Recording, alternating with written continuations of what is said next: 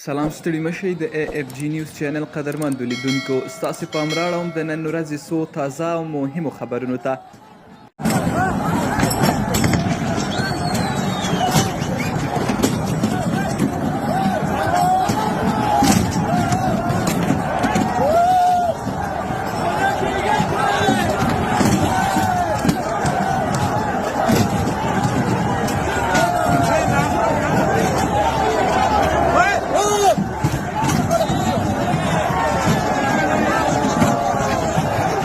په ټولنیزو رسنیو کې افغانانو د کرکټ له نړیوالې شورا غوښتي چې د پاکستان د کرکټ ملي لوبډلې پر لوبغاړي آصف علي چې وروستۍ لوبه کې له افغان ملي اتل فرید ملک سره بد چلند وکړ سخت بندیزونه ولګوي.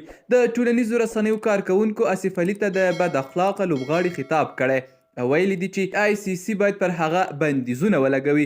آصف علي د پاکستان او افغانستان په وروستۍ لوبه پر فرید ملک د بیټ په واسطه ګزار هڅه وکړه چې دغه کار یې په نړیواله کچه د افغانانو غبرګونونه راپارولي دي. د هیواد پخواني ولسمشر حمید کرزي د پاکستان پر وړاندې د افغان اتلانو د وروستۍ لوبې ستاینه کړې ده. هغه پر خپله فیسبوک پاڼه لیکلي د افغان لوبډلې قوي لوبه ستایم. افغان اتلان په یقین سره ډیره ماهرانه سیالي وکړه چې له بری کمه نه وه.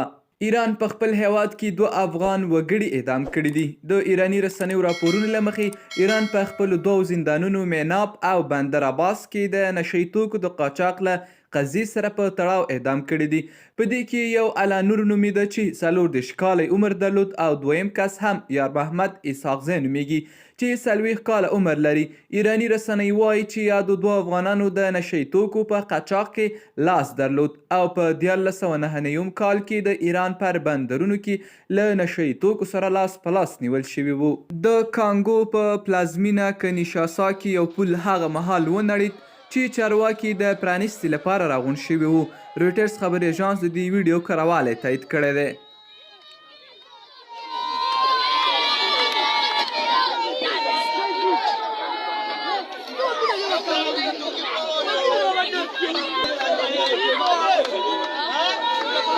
په پاکستان کې د وروستیو سیلابونو له امله د مړو شوو شمیر 1343 ته ورسید.